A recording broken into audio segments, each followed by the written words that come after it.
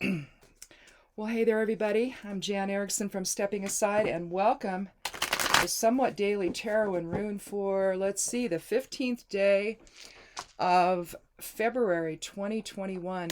Can you believe we're already the middle of February? Well, we still have snow. It's going to be in the 40s, though, this week, so hopefully it'll melt. Otherwise, my husband's going to have to get out the snowblower and clear our driveway. We're already good to go on the groceries. We don't have to go this week, I don't think. Maybe Saturday. Maybe this coming weekend. But we have to be able to deliver eggs on this coming Saturday if we have enough. I think we're going to. The girls are starting to lay again. They pretty much stop during the winter, although if you have new chicks in the spring, they tend to lay still in the winter, the first winter, and then the following one they stop. But they don't know any better, so they keep laying. So you'll get if you have new ones. We have some new ones from last year, and so we've still been getting some eggs, but only enough for us, not enough to share. So we'll have to do that as well. So if it doesn't clear the driveway, he's going to have to get that thing out and do our 800-foot driveway. So, but it's okay. He likes that thing. It's got headlights, so he's happy. So anyway. When he rebuilt the tractor last summer, he put headlights on it too, so he's into headlights. I think all guys are. Like, if you put a headlight on a lawnmower, you're fine. You're in your element, because then he can, he's not constricted as to when he does things, right? So anyway, husbands. So anyway, the Esoteric Influences newsletter and video are both out. There's a version of it over on Medium. You can follow me over there on Medium. Also, there's another one with the video itself attached to it over on Patreon. So if you're a Patreon member, you can access that there. To become a Patreon member of my page, it's $1 a month or $12 a year. You can just do it monthly though if you want. Sign up and see the stuff over there that I don't have on the blog or anywhere else. It's just there. But as far as that goes, let's see, where else can you find me? I guess that's it, Patreon and Medium. The newsletter, if you want to get the newsletter in your inbox, that goes out on Sundays, sometimes Saturday night.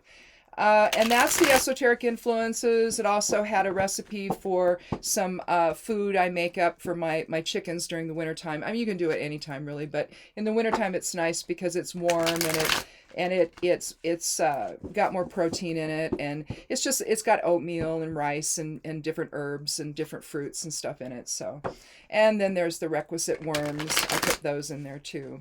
I put soldier worms in it this time, but anyway, you can also do mealworms if you want to. But anyway, that's over there in the newsletter this time, and also there's a weekly rune divination and the monthly bind rune you'll find there.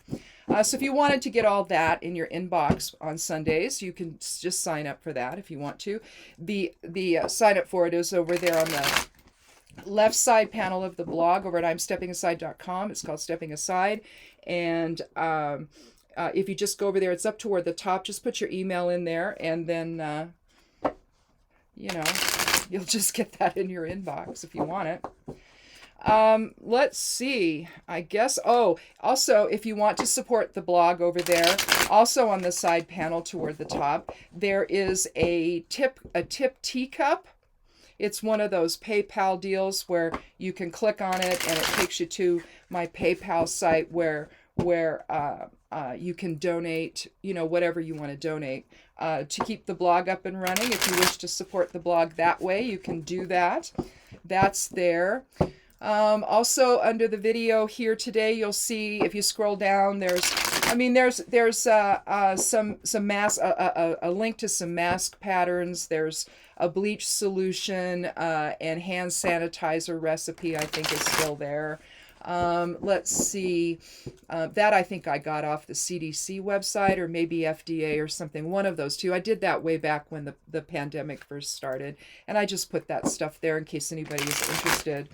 And also there's all the links to everywhere I am, Twitter, Facebook, you know, Instagram, Pinterest, all of that good stuff. Tumblr, there's Tumblr's there. So anyway, if you're interested in following me over there, all that stuff is underneath this video. If you just click that show more or whatever it is, I don't know what it's called, just under the video there, you'll see it. You can click the little down arrow or something, and then it opens everything up. Well, that's what's there if you do that. So anyway, well, I hope everybody had a good weekend. Again, we were inside because of the snow. I think it started falling on Friday. Is that when it started? I think there's probably about 8 inches out there, but I think it's starting to settle, although there's areas in my driveway where it's drifted. So there could be, I mean, that's probably a foot in the drifts. So there's no way, I have a Camry, and there's no way that's going to get down the driveway, not without my husband clearing it. So we're just sitting here waiting for the melt. In Alaska, when I used to live in Alaska, I grew up there. And I moved down to Portland when I was going to start 6th grade.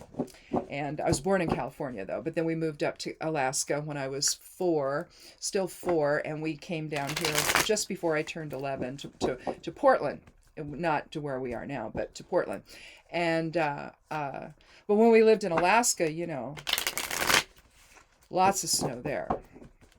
But it's very different here in Oregon. Right now, they have a ton of ice, I guess, in the Portland area. They have what's called a silver thaw in Portland, in that area. And I guess I looked online last night. They had like 240,000 people out of power, and they have to clear the roads just so that the power people can get to where they need to go, you know, to fix all of that. So stay safe, everybody, over in that area. My youngest lives close to that area, but they just have a little bit of snow and ice, and they still had power. My other one lives further south, so and they're fine. They don't have any of those things happening. A little bit of snow, it looks like. I looked on the traffic cams just to be sure. Last night I didn't want to bother anybody, you know. And because I was looking pretty late at night, because my husband's like, oh God, is it snowing there? What's it like there, you know? So I got on the traffic cams on Trip Check and found out, you know, yeah, okay, this is what they're coping with.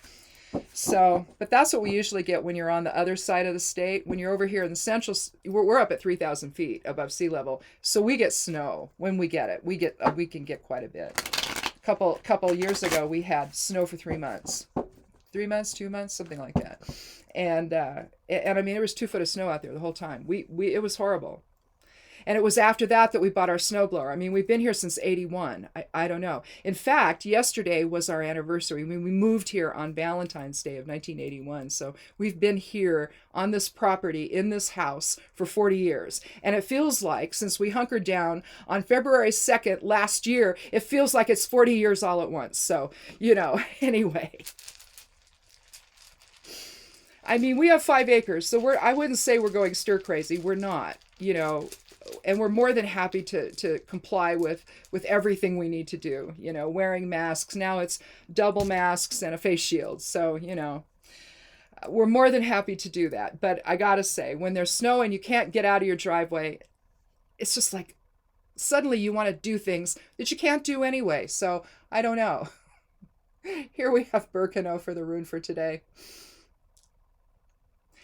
Birkenau is kind of the Earth Mother rune. It's basically fertility and healing and harmony and, you know, all of that. It's birthing something into, not necessarily a child. It could be anything, really. If you're working, you have a project you're birthing, or maybe you're an author like me and you're going to write a book. So something like that is birthing into view or whatever, bringing projects to fruition, things like that. Anything that births something into existence is Birkenau. It's about healing and fertility. And here we have Vaya, the geomancy rune for the day. And that's a path. That's a new path. Its complement is populous, so it would be 2 dots all the way down instead of single dots. So populous would be the passive, going along with the crowd kind of energy, but this is setting your own path. So you could put these together as the guidance for the cards today, or the overarching significating influence of the cards today, and call this a new path toward healing. So let's see what the cards have to say. And again, I'm going to keep track of them for Thursday when we come back again and do another somewhat daily tarot and rune, and we'll take a look and see how are these all, connecting together. Is Thursday going to build on Monday, or are we just going to completely shift to a new direction? But we've been in kind of this new path forward type of experience now for a while, and I think that makes sense with with a new president and all this new stuff that's going on. A lot of new truth coming out, and that's going to continue to come out, especially if they decide to do the whole 9/11 style commission investigation into what happened here with the election, and also what happened on the 6th of January with the Capitol riots. So I think you're going to find that the new path has got to have some element of awakening and illumination to it, I think, in order to really drive home the fact that we've been off track.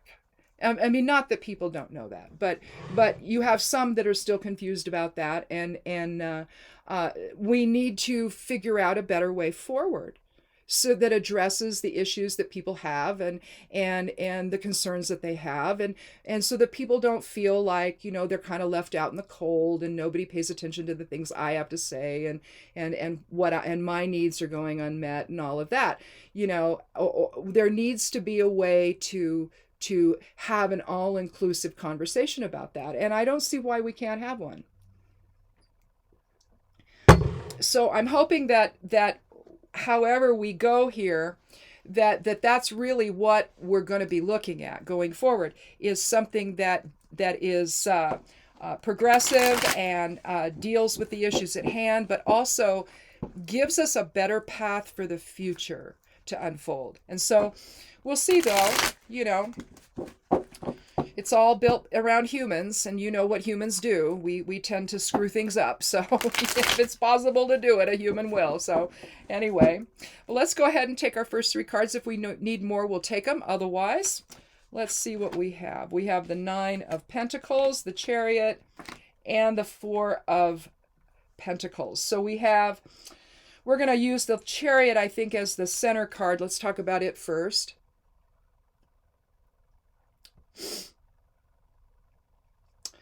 Here we have the 7th card of the Major Arcana. We see the King in his chariot. Now he's at rest. He's not moving anywhere. His little lions, his little sphinxes down below are sitting there. Now they're black and white, depicting polarity and balance. You see the dreidel above that on the shield. That's healing. You see the winged sun above that, also healing.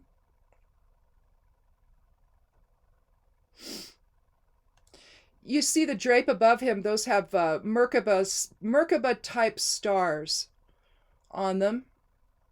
We see the triple goddess implied on his shoulders there. You see the 2 moons. And you see the center one is implied. You see the cube representing the earth, or stasis, on the front of his breastplate there. He's holding a wand in one hand, or a staff of some kind in one hand, probably more like a staff. But staffs in tarot are part of the suit of wands. So although you see the glowing yellow light behind him, you see balance, don't you? You see it here with the wheels. You see it balance here. So although, it's intentional balance, it's intentionally with the 7, taking a step back, becoming the observer. Before you make any decisions, before you assert yourself, before you comment, you take a step back and you look. And you decide, do I need to take the reins, or do I need to just sit back?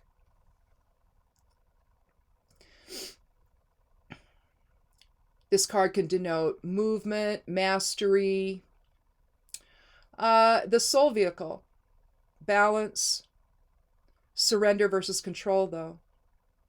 When do we, because if you look at polarity, basically what you're looking at, with the masculine side, you're looking at projective energy. And then on the feminine side, you're looking at receptive presence. And so, again, surrender versus control. And when do we do that? Well, I'm going to do the 9 of Pentacles last. I'm going to start with the 4. Here we have too much control.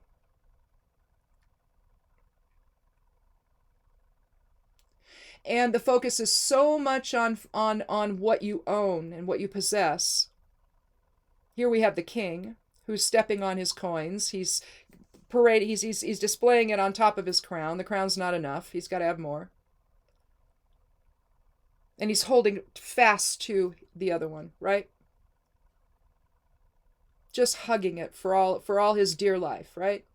While he turns his back to the kingdom, the 4 of Pentacles is about miserliness. It's about hanging on to possessions. It's about hanging on to to power, even. Depends on where you derive your strength. Is it from the material side of life? Is it from the spiritual side of life? Which is it? But here, we'll just talk about this in terms of surrender and control found with the Chariot. He's hanging on too tightly.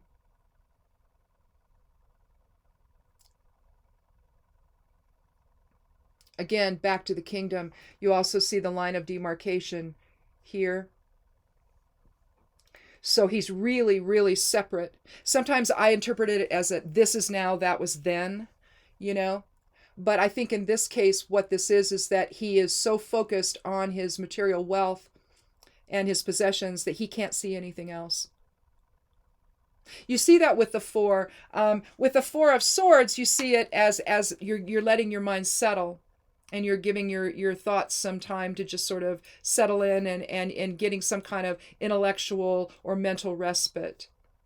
But you see it with the 4 of Cups, where he can't see what he has. He can't see what's being offered. And this guy, he can't see what his true responsibilities are to other people. So in a sense, this is very masculine. It's very projective. It's about control. But here you have a more receptive presence, don't you?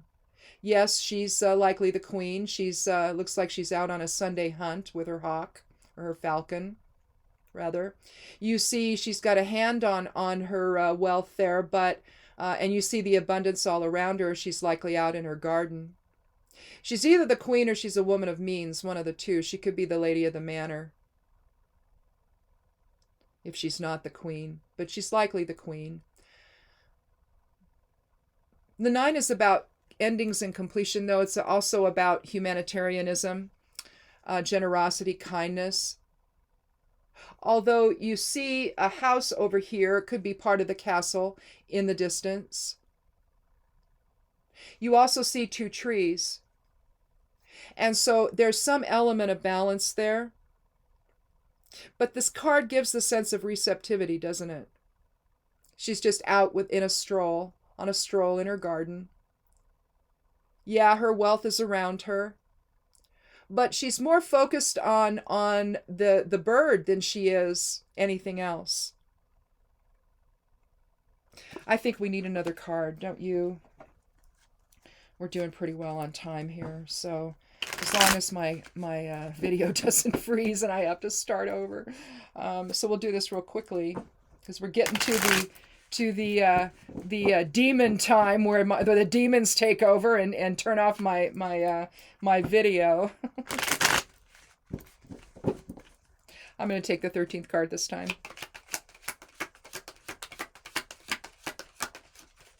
Which is what I used to always do. Here we have the 2 of Wands.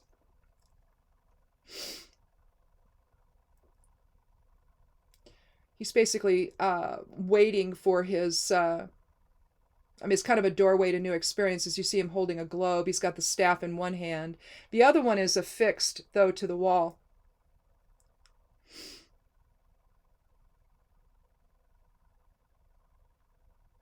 He's likely a merchant.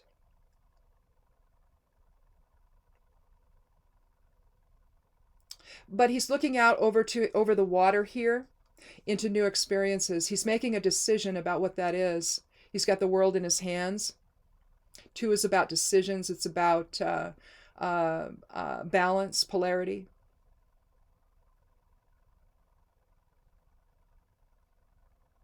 And he's looking over into the past, though, the direction that he's looking in.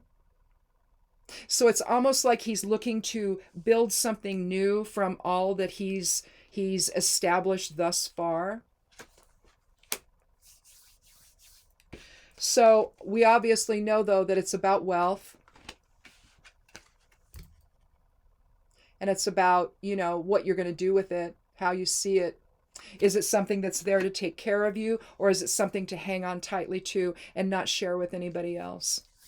Although it doesn't appear that anything's getting shared here, the fact that she's just in amongst the garden, she's not hanging on to it the way that the king is, you see.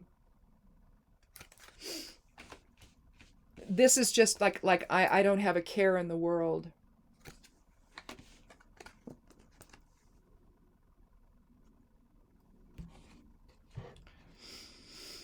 So a decision has to be made. Where are we going now with all of this? Where are we going to go with our wealth? Where are we going to go with our material security?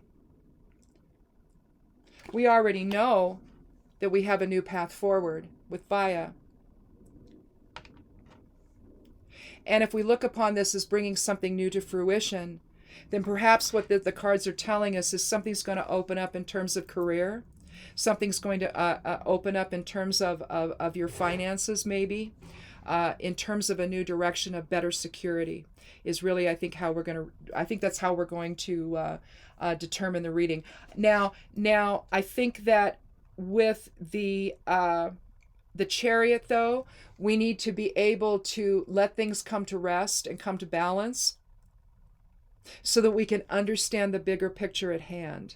Okay? Understand that the future is not simply surrounding just us, that it's surrounding others as well, especially if you're in a family. It's one thing if you're a single person and you don't live with anybody, you don't have anybody else depending upon you or your income or just your position in the family, just your presence in the family, whether you're gainfully employed or not, or whether you have a different role in the family. Bottom line is, you're somebody where this is shifting for you now.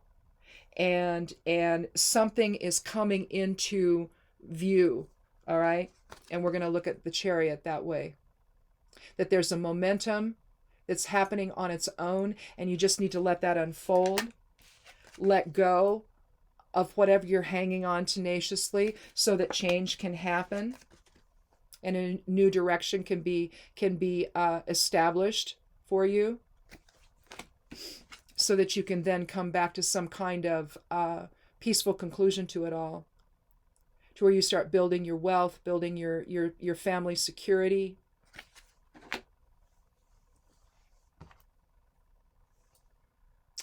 And that's basically I think what Birkenau is going to be talking about then today. I think we can define that down to, it can also deal with healing from the virus, maybe. But basically our wealth, see, the two are so intricately entwined because of the pandemic, people's material security is being affected, right? Because we had a king who couldn't understand how to take care of the kingdom, a new path forward has to be established. First of all, to be able to get that done, to take care of people in terms of their health and their wellness, but also get us back onto the path of going back to work and reestablishing our businesses if those had to be put aside for a while. Hopefully you can come back to them. That may not happen, though, not for everyone. There may be some small businesses that don't ever come back. And so we have to find a way to make a living. And it looks like some decisions have to be made about that. But a way is opening up, excuse me, that we can do that. But the idea is that you want to let, the polarity settle. You want to let the projective and receptive energy settle so you can get a clear understanding of what that looks like. So we can all end up here again, or we're strolling in our gardens with our falcons on a hunt, or whatever we want to do on a Sunday afternoon, or a Saturday afternoon, if you have weekends off, in other words. The stereotypic, I realize that's from the 50s, but the stereotypic, thing we do on the we work Monday through Friday and then we have the weekends off. Well, no, that's not how life is anymore. But you understand what I'm saying. You have this time where you put in your time and then you have your time of rest. That has all been disrupted by this pandemic.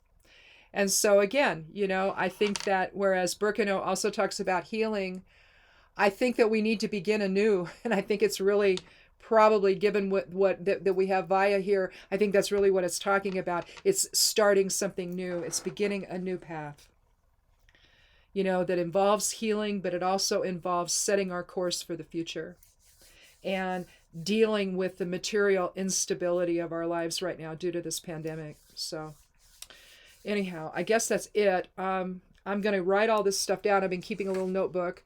And so I can remember what it was we talked about on Monday, on Thursday, because, a few days from now, who knows if I'm going to remember. So anyway, it's like, what were those cards again? If I don't write it down, I don't remember. So I will do that, and I will jot all this stuff down so that we can remember for next time. And we'll see if on Thursday, if the path forward, some of the decisions that we've been making, are going to get resolved, or if it clarifies a little more, or if there's some new concerns that maybe crop up on Thursday with the cards and the runes. So anyway, so come back on Thursday and we'll talk again and see where all this is going. But I really think that we have a chance right now, if we get on the same page, to head off in a new direction.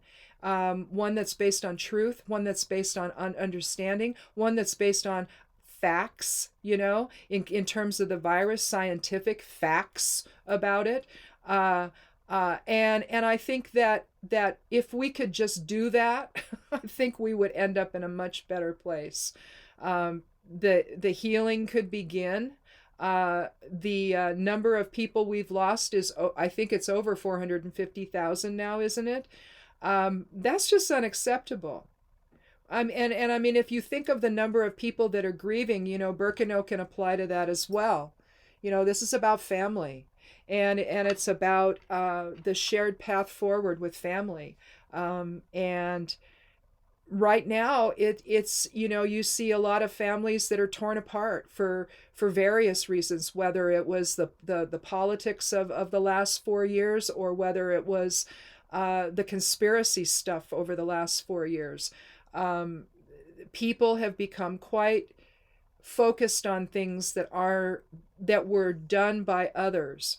They were put there by others that wanted a particular outcome. And so they got everybody thinking a certain way. I shouldn't say everybody, but some people thinking a certain way.